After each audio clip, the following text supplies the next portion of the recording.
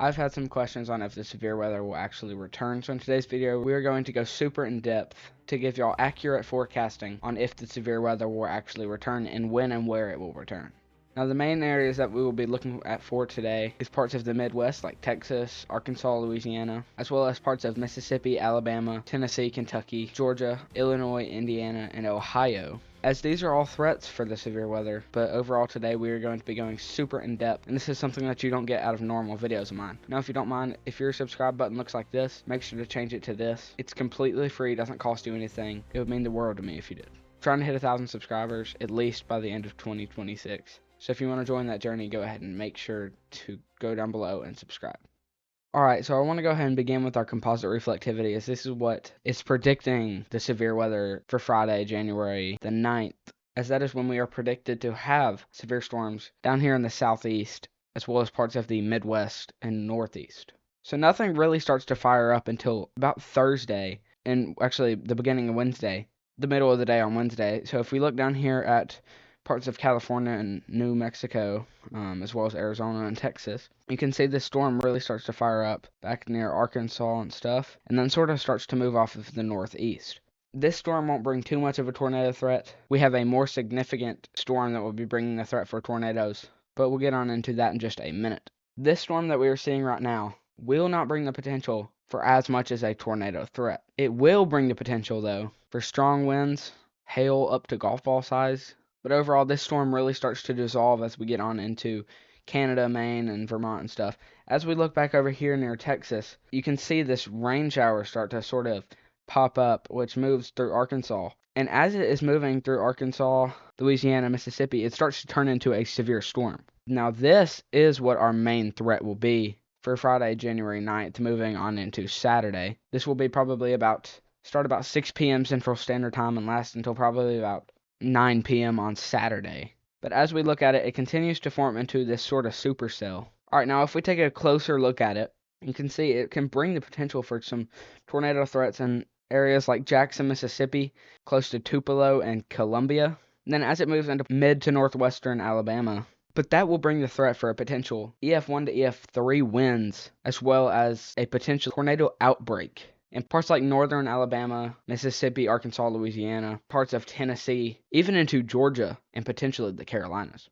Now as we look back into Kentucky, close to Ryan Holyall's neck of the woods, he could be receiving some severe storms as we move on into later on Friday, around 9 p.m. Central Standard Time. So all of these areas could be seeing storms around Friday, about 9 p.m. Central Standard Time, as well as Saturday, January 10th, around 12 a.m. Central Standard Time. And then these storms sort of start to dissolve as we move on into Saturday and into Sunday. Still the threat for some rain and some isolated thunderstorms up towards Maine, Vermont, New Hampshire, Massachusetts, and areas like that. Overall, the U.S. continues to stay pretty quiet until we get into about Tuesday the 13th. And then we have some rain and storms start to fire back up in Texas, Oklahoma, Louisiana, Arkansas, areas like that, which this line of rain showers will move into Mississippi, Alabama, Tennessee, parts of Arkansas, Kentucky. That one won't bring too much other than just some rain. And as we look back at Texas, some isolated thunderstorms will start to move off of the southeastern coast on Texas, which could cause some rip current statements. I wouldn't rule out an isolated tornado or two, but overall nothing too crazy will be happening. As we move on into Thursday, some rain showers start to fire up near Kentucky, but no storms. Then we have a chance for some isolated severe weather, especially in parts of like southeastern Virginia and parts of northeastern Carolina. Then if we take a look back over here at South Carolina, Minnesota, Wisconsin, areas like that, we have a few rain showers and even a possible light thunderstorm